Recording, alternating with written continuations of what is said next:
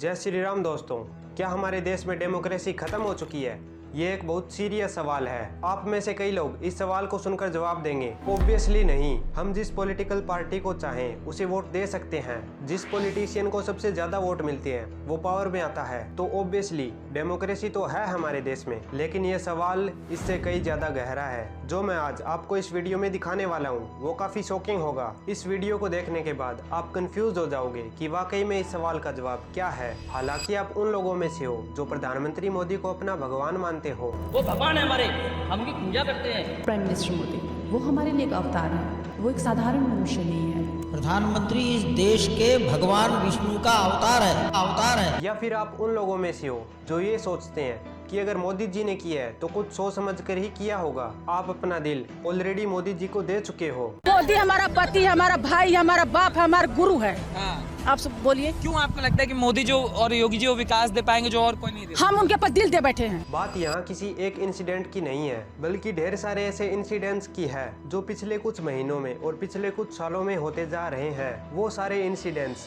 जो सिर्फ एक और इशारा करते हैं कि हमारा देश वन नेशन और वन पार्टी की ओर आगे बढ़ रहा है। ईडी सीबीआई का प्रेशर बनाकर ओपोजिशन को जेल भेज देना, स्टेट गवर्नमेंट की वर्किंग में इंटरफेयर करना, गवर्नर्स का इस्तेमाल करके स्टेट गवर्नमेंट से फंड को ही विद होल्ड कर लेना, जनता से प्रोटेस्ट करने का अधिकार ही छीन लेना, और अगर वो प्रोटेस्ट करें तो उनका टीयर गैस और रबर बुलेट से स्वागत करना, इलेक्टोरल बॉन्ड्स का इस्तेमाल करना अपनी सारी फंडिंग्स छुपाने के लिए, और अगर कोई ओपोजिशन का कैंडिडेट इलेक्शन जीत भी जाए तो सीधा सीधा इलेक्शन का फ्रॉड करके खुद को जिता लेना।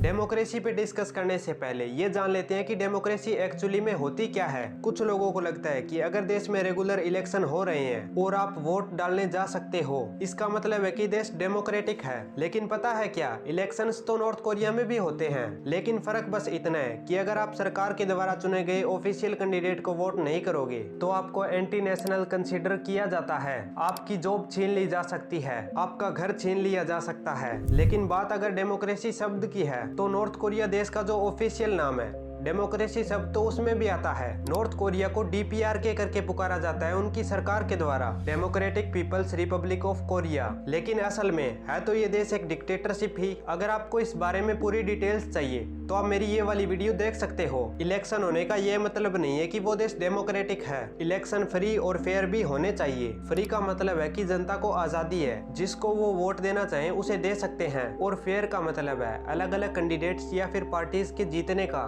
पूरा फेयर चांस हो। ऐसा नहीं है कि किसी एक पार्टी के पास कुछ ज्यादा ही एडवांटेज हो। लेकिन क्या इंडिया में ऐसा हो रहा है? एक बार 2021 की इस खबर को देखिए। आसाम में एक बीजेपी कैंडिडेट की गाड़ी में एक EVM मशीन पाई गई। लेकिन इतने पहले की बात करने की जरूरत ही क्या है? एक बार 2024 की इस खबर को देखिए, जब 3 अनजान लोगों ने पुणे के सासवट तहसील ऑफिस से इलेक्ट्रॉनिक वोटिंग मशीन की कंट्रोल यूनिट ही चुरा ली। तो क्या इंडिया में इलेक्शन फ्री और फेयर तरीके से हो रही है? इलेक्शन कमीशन ने यह क्लियर डायरेक्शन दे रखी है कि पॉलिटिकल कैंपेन्स में इंडियन आर्मी का नाम यूज नहीं किया जा सकता। लेकिन प्रधानमंत्री मोदी ने 2019 के इलेक्शन से पहले बहुत ही बेशर्मी से मार्टियर्स के नाम पे वोट मांगी। मैं मेरे फर्स्ट टाइम वोटर से कहना चाहता हूं कि आपका पहला वोट पुलवामा में जो वीर शहीद हुए, उन वीर शहीदों के नाम आपका वोट समर्पित हो सकता है क्या? और इस चीज को लेकर जब इलेक्शन कमीशन में कंप्लेन दर्ज की गई तो 21 दिन तक कोई एक्शन नहीं लिया गया, और 21 दिन बाद इलेक्शन कमीशन ने अपनी क्लीन चिट दे दी। ऐसी चीजों में इन्वेस्टिगेशन करने का काम है इन्वेस्टिगेशन एजेंसीज का। लेकिन जब सारी इन्वेस्टिगेशन एजेंसीज एक ही पॉलिटिकल पार्टी के इशारों पर नाचे तो इन आरोपों को कौन इन्वेस्टिगेट करेगा? जब भी किसी ओपोजिशन पॉलिटिशियन पर करप्शन का आरोप लगता है और वो बीजेपी ज्वाइन कर लेता है तो उसके सारे आरोप हटा दिए जाते हैं। इस पर तो एक सॉन्ग भी बन चुका है।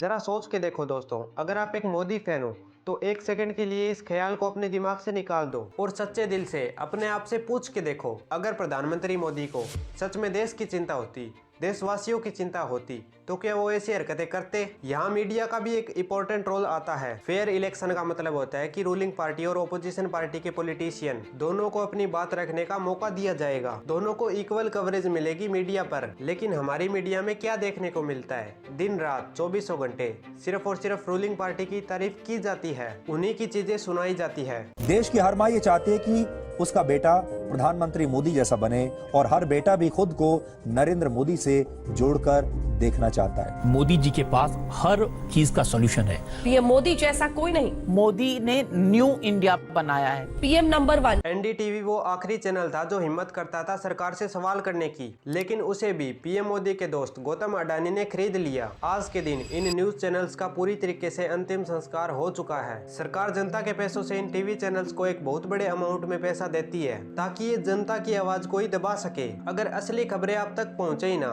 तो क्या आप डिसाइड कर पाओगे कि आपको किस पार्टी को वोट देना है। जब मनमोहन सिंह देश के प्रधानमंत्री थे तो उन्होंने 117 बार प्रेस कॉन्फ्रेंस की थी। हमारे देश में जब आखिरी बार प्रेस कॉन्फ्रेंस हुई थी उस बात को आज 10 साल से भी ज्यादा का समय हो चुका है। उस आखिरी प्रेस कॉन्फ्रेंस में 62 अनस्क्रिप्टेड क्वेश्चन पूछे गए थे और 100 से भी ज्यादा जर्नलिस्ट मौजूद थे। लेकिन प्राइम मिनिस्टर मोदी जब से पीएम बने हैं उन्होंने एक भी प्रेस कॉन्फ्रेंस नहीं की और ना ही उनसे एक भी अनस्क्रिप्टेड क्वेश्चन पूछा गया। एक सच्ची डेमोक्रेसी में यही अकाउंटेबिलिटी रीजन है जिसकी वजह से पब्लिक को भी प्रोटेस्ट करने का अधिकार दिया जाता है। लेकिन क्या हो जब पब्लिक से प्रोटेस्ट करने का अधिकार ही छीन लिया जाए। जब किसान सड़कों पर उतरे प्रोटेस्ट करने के लिए तो उनका स्वागत नुकीली किलो से किया गया। फिर किसानों के ऊपर टीयर गैस छोड़ी गई और रबर बुलेट्स चलाई गई, मानो ये कोई वॉर जोन हो। खबरों में ये रिपोर्ट किया जा रहा है कि 3 किसान अंधे हो गए इन रबर बुलेट्स के कारण। ये तो वो प्रोटेस्ट हैं जो एक लिमिट से बहुत ज्यादा बड़े हैं, इसलिए ये खबर में आ गए।